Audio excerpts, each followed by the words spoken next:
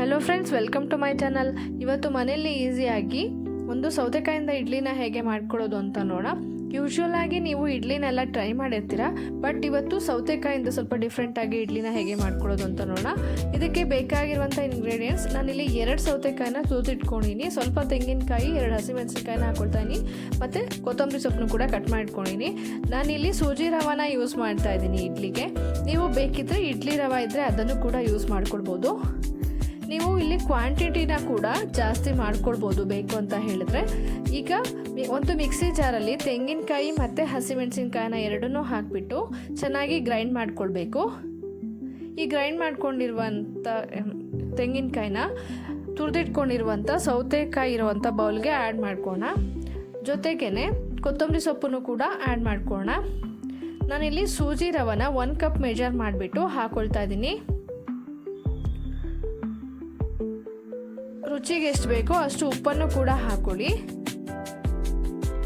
ಎಲ್ಲ ಇಂಗ್ರೀಡಿಯೆಂಟ್ಸ್ನು ಚೆನ್ನಾಗಿ ಮಿಕ್ಸ್ ಮಾಡಬೇಕು.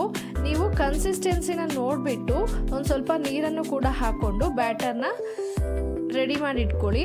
ನೀವು ಇಡ್ಲಿ ತುಂಬ ಸಾಫ್ಟಾಗಿ ಬೇಕು ಅಂತ ಹೇಳಿದ್ರೆ ಒಂದು ಅರ್ಧ ಸ್ಪೂನ್ ಆಗುವಷ್ಟು ಸೋಡಾ ಕೂಡ ಆ್ಯಡ್ ಮಾಡ್ಬೋದು, ಅಥವಾ ಬೇಡ ಅಂತ ಹೇಳಿದ್ರೆ ಸ್ಕಿಪ್ ಮಾಡ್ಕೋಬೋದು. ಈ ಬ್ಯಾಟರ್ನ ರೆಡಿ ಮಾಡಿ ಒಂದು 10 ನಿಮಿಷ ಹಾಗೆ ಬಿಡಿ. ನಂತರ ಒಂದು ಇಡ್ಲಿ ಪ್ಲೇಟ್ನ ತೊಗೊಂಡ್ಬಿಟ್ಟು ಅದನ್ನು ಎಣ್ಣೆಯಿಂದ ಗ್ರೀಸ್ ಮಾಡ್ಕೊಂಡ್ಬಿಟ್ಟು ಬ್ಯಾಟರ್ನೆಲ್ಲ ಇಡ್ಲಿ ಪ್ಲೇಟಲ್ಲಿ ಫಿಲ್ ಮಾಡ್ಕೊಳ್ಳಿ. ನಾನಿಲ್ಲಿ ತೊಗೊಂಡಿರುವಂಥ ಮೆಷರ್ಮೆಂಟಲ್ಲಿ 6 ರಿಂದ 7 ಇಡ್ಲಿನ ಮಾಡ್ಕೊಳ್ಬೋದು. ನೋಡಿ, ಈ ರೀತಿ ನೀಟಾಗಿ ಎಲ್ಲನೂ ಫಿಲ್ ಮಾಡಿಬಿಟ್ಟು ಇದನ್ನು ನೀವು ಮಾಮೂಲಿ ಇಡ್ಲಿಯನ್ನೆಲ್ಲ ಹೇಗೆ ಸ್ಟೀಮ್ ಮಾಡ್ತೀರಲ್ವ ಅದೇ ರೀತಿನೇ ಇಡ್ಲಿ ಪಾತ್ರೆಯಲ್ಲಿ ಇಟ್ಬಿಟ್ಟು ಕ್ಯಾಪ್ ಮುಚ್ಚಿ ಒಂದು 15 ಮಿನಿಟ್ಸ್ ಸ್ಟೀಮ್ ಮಾಡ್ಕೊಳ್ಳಿ. ಆವಾಗ ಎಲ್ಲ ಚೆನ್ನಾಗಿ ಕುಕ್ ಆಗಿರುತ್ತೆ. ನೋಡಿ, ಈಗ 15 ಮಿನಿಟ್ಸ್ ಆಗಿದೆ, ಇಡ್ಲಿ ಎಲ್ಲ ಚೆನ್ನಾಗಿ ಕುಕ್ ಆಗಿದೆ. ಈಗ ಬಿಸಿ ಬಿಸಿ ಇಡ್ಲಿಗಳು ರೆಡಿ ಆಗಿದೆ, ನೀವು ಸರ್ವ್ ಮಾಡ್ಬೋದು. ಸೌತೆಕಾಯಲ್ಲಿ ವಿಟಮಿನ್ ಎ, ಬಿ, ಸಿ ಎಲ್ಲ ತುಂಬಾ ರಿಚ್ ಇರುತ್ತೆ, ಮತ್ತು ಆ್ಯಂಟಿ ಆಕ್ಸಿಡೆಂಟ್ಸ್, ವಾಟರ್ ಕಂಟೆಂಟ್ ಕೂಡ ತುಂಬ ರಿಚ್ ಇರುತ್ತೆ. ಹೆಲ್ತಿಗೆ ತುಂಬಾ ಒಳ್ಳೆಯದು. ಇದು ಲೋ ಕ್ಯಾಲೋರಿ ಇರುವಂಥ ಒಂದು ವೆಜಿಟೇಬಲ್ ಅಂತಲೇ ಹೇಳ್ಬೋದು. ನಾವು ಇಡ್ಲಿನ ಸಾಂಬಾರು ಅಥವಾ ಚಟ್ನಿ ಜೊತೆ ಕೂಡ ಸರ್ವ್ ಮಾಡ್ಬೋದು.